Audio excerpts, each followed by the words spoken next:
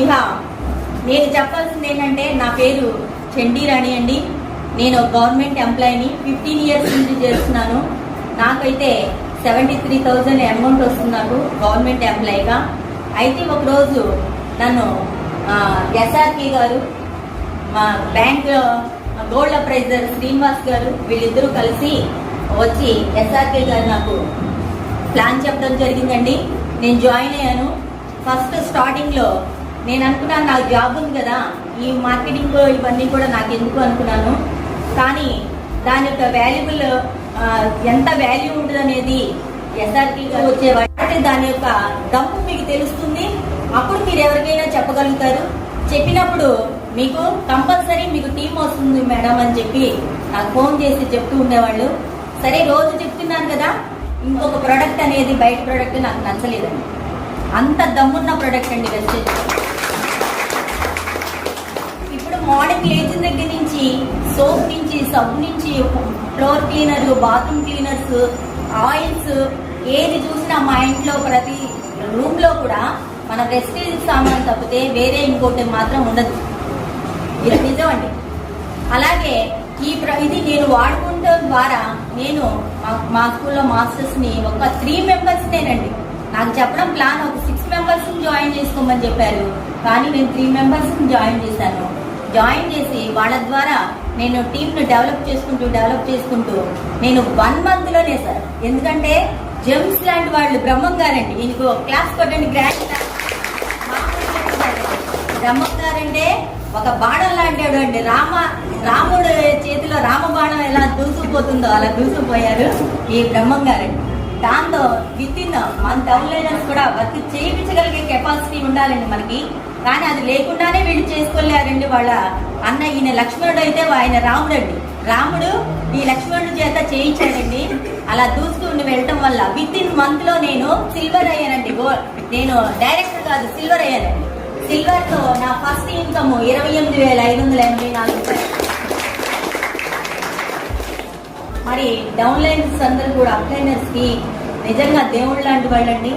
అలాగే అప్లైనర్స్ కూడా మనకి దేవుళ్ళు లాంటి వాళ్ళే. ఎందుకంటే వాళ్ళు మనకి మార్గదర్శకులండి.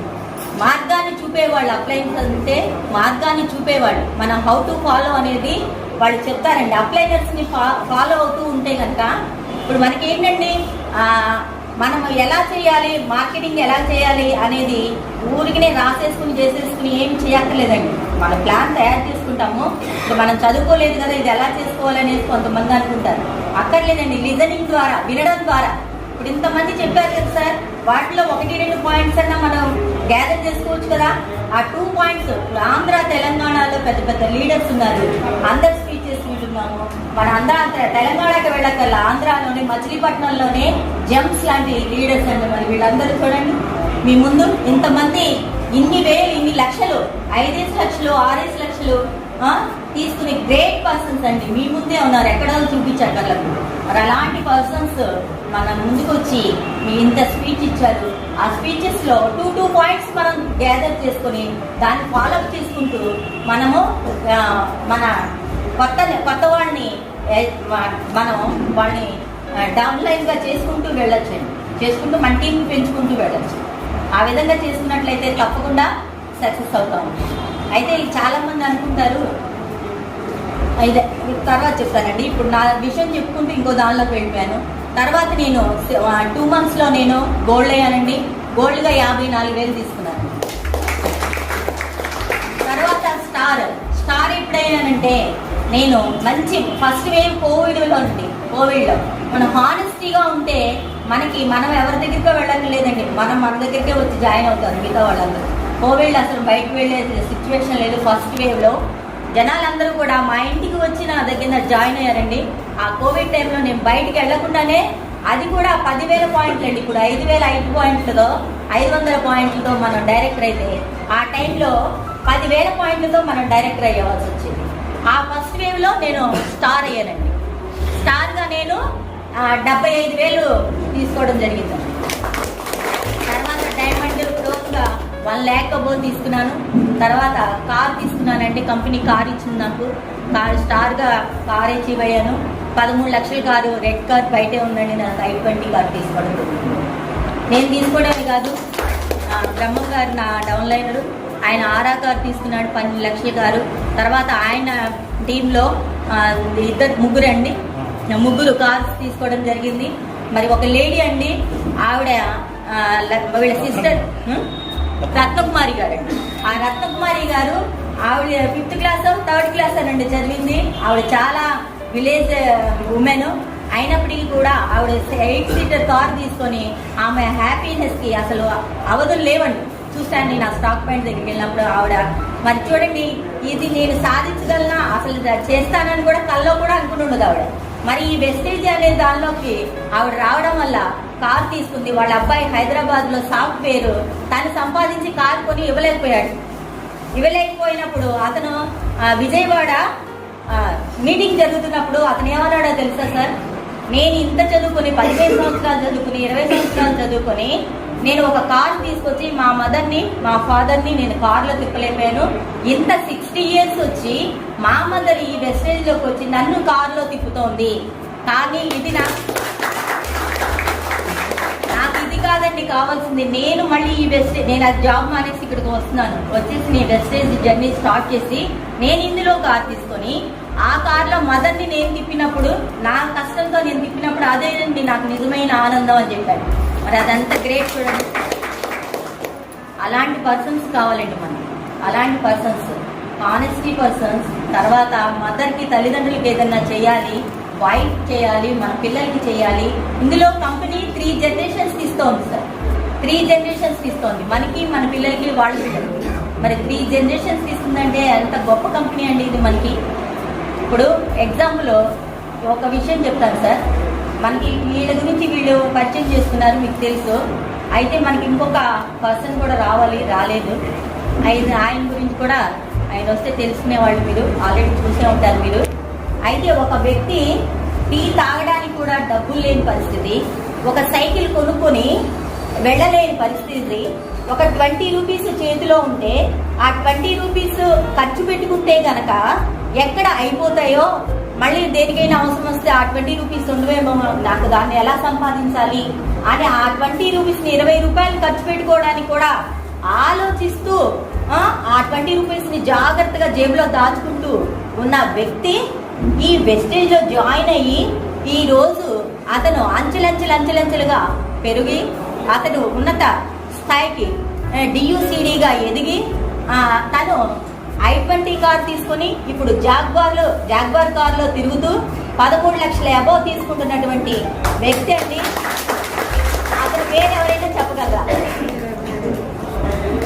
విజయరాజ్ గారు. మరి ఆయనకి మనం ఒక గ్రాండ్ క్లాప్స్ ఇవ్వాలండి. ఏ పరిస్థితుల్లో ఇప్పుడు ఆయన ఎంతంటే అంత ఖర్చు పెట్టుకుని తిరగల కెపాసిటీ ఇచ్చింది, అది ఏదండి వెస్టేజ్. మరి అలాంటి వెస్టేజ్ లో మనం ఉన్నామండి. ఒక చిన్న ఎగ్జాంపుల్ చెప్పనండి. చాలా మంది ఏమనుకుంటారంటే, సార్ ఏం పర్లేదా 2 minutes అయితే సార్, ఇప్పుడు చాలా మంది ఏమనుకుంటారంటే చాలా మంది వెస్టేజ్ లో అంటే వెస్టేజ్ అంటున్నారు, అందరూ జాయిన్ అయిపోయామంటున్నారు, మనకి ఏది ప్లేస్ లేదు అనుకుంటారు. ఇందులో 25% కూడా అవ్వలేదండి, మనకి 75% ఉంది. మనం ఇక్కడిక్కడే తిరిగితే మనకి ఎవరు దొరకదు సార్. మనం అన్ని ప్లేసెస్ తిరగాలి. తిరిగి ప్రతి ప్లేస్ లో కూడా మనం ఒక 100 members ని మీరు లిస్ట్ తయారు చేసుకోండి సార్.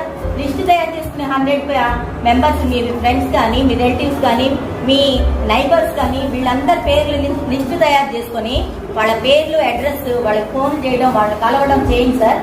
చేస్తే గనక అందులో మీకు 100 members లో ఒక 6 members వచ్చినా చాలు సార్. మీ గ్రోతింగ్ ఆటోమేటిక్ గా జరిగింది. నాకు 3తోనే జరిగింది. మీకు 6 వచ్చినా చాలు. 100 మందిలో 6 వచ్చినా మీకు చాలు.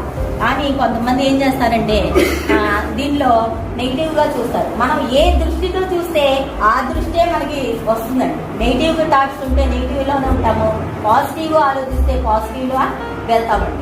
ఇప్పుడు ఎగ్జాంపుల్ నేను ఒక చిన్న స్టోరీ చెప్తాను సార్, మీ అందరికీ తెలిసే ఉంటది. ఎగ్జాంపుల్ ఏంటంటే, ఒక చాకలి అతను ఇంటింటికి తిరిగి బట్టలు ఉతికి మళ్ళీ వాళ్ళకి ఇస్తూ ఉండేవాడు. అది కష్టంగా ఉంది, నేను వెళ్తాము అవి మోసుకురావడం అని చెప్పేసి ఒక గాడిదని కొనుక్కొని ఆ గాడిద మీద ఆ బట్టలన్నీ తెచ్చుకొని ఉతికి మళ్ళీ వాళ్ళకి ఒక చిన్న నుయ్యి ఉండేదట. ఆ నూతుల దగ్గర జాడించుకొని తీసుకొని ఆరేసి మళ్ళీ ఆ గాడిద మీద వేసి చేస్తూ ఉండేవాడు. అయితే ఆ గాడిద కొన్నాళ్ళకి ఏమైంది, ముసలిదైపోయింది. బట్టలు మోయలేక పడిపోతాం, చేయలేకపోతాం వల్ల దాన్ని పక్కన పెట్టేశారు. పక్కన పెట్టేస్తే నుయ్యి కూడా కొన్ని రోజులకి పాడైపోయి అది కూడా ఎండిపోయింది. నుయ్యి పని చేయడం లేదు, తర్వాత గాడిద పని చేయట్లేదు. అతను ఏం చేశాడు, జీవనం గడవాలి కదా, ఏదో ఒక విధంగా తనే వెళ్ళి మోసుకొని తెచ్చుకొని ఉతకడం చేయడం మొదలు పెట్టాడు. ఒకరోజు ఈ గాడిద వెళ్ళిపోయి అక్కడ నుయ్యిలో పడిపోయిందంట. పడిపోయేటప్పటికి అరుస్తోందంట. యజమాని వచ్చి ఏమైనా రక్షిస్తాడేమోనని చెప్పి అరుస్తూ ఉంటే ఆ యజమాని ఏం చేశాడంట, కోపం వచ్చి నుయ్య పాడైపోయింది, ఈ గాడిద కూడా ఏం పని చేయట్లేదు, ఈ రెండు వేస్ట్ కదా, దాన్ని పూర్తి చేద్దామని చెప్పి మట్టి తీసుకెళ్లి ఆ గాడిద నా నూతిలో పాదేసేద్దాం అనేసి వేస్తున్నాడంటే, మట్టి వేస్తున్నాడు. వేస్తుంటే ఆ మట్టిని ఆసరాగా తీసుకుని ఒక దాన్ని వేయగానే ఒక మెట్టు ఎక్కి ఆ గాడిద పైకి వచ్చిందంట. మళ్ళీ ఇంకొంచెం మట్టి వేసేటప్పటికి ఇంకొంచెం పైకి వచ్చింది. అలా అలా మట్టి వేస్తున్న కొద్దీ ఆ గాడిద పైకి వచ్చేసి అది పైకి వచ్చి దాని గోల్ ఏంటంటే దాని ప్రాణాన్ని రక్షించుకోవాలి, పైకి రావాలి. కానీ ఇతను నెగిటివ్ గా దాన్ని చంపుదాం అనుకుంటే నెగిటివ్ లో కూడా పాజిటివ్ తీసుకుంది, అది ఏం చేసింది, పైకి వచ్చింది. అంటే మన యొక్క థాట్స్ కూడా అలాగే ఉంటాయండి. నెగిటివ్ లో కూడా మనకి ఏమైనా చెడు జరుగుతుందంటే దానిలో మంచిని ఎదుర్కొని పాజిటివ్ గా తీసుకుని వెళ్ళినట్టయితే మనం తప్పకుండా సక్సెస్ ని చేరుకోగలుగుతాం. కాబట్టి సార్ మీరందరూ కూడా ఇంత మంచి స్టాక్ పాయింట్ వచ్చింది, మంచిగా శ్యామ్ ప్రసాద్ గారు మీకు అన్ని కూడా అందరు లీడర్స్ తో వీక్లీ వన్స్ ఇక్కడ మీటింగ్ పెట్టిస్తారు. మళ్ళీ అందుక్రిత స్టాక్ పాయింట్ లేదు కాబట్టి మీరు కొన్ని ఇబ్బందులు పడుండొచ్చు. ఇప్పుడు అలాంటివి ఏమి ఉండవు, ఏమైనా ఉన్నా కూడా ఆయన వాటిని చూస్తారు. కాబట్టి ఖచ్చితంగా మీరందరూ కూడా డెవలప్ అవ్వాలని కోరుకుంటూ నాకు ఇంత మంచి అవకాశాలు ఇచ్చినటువంటి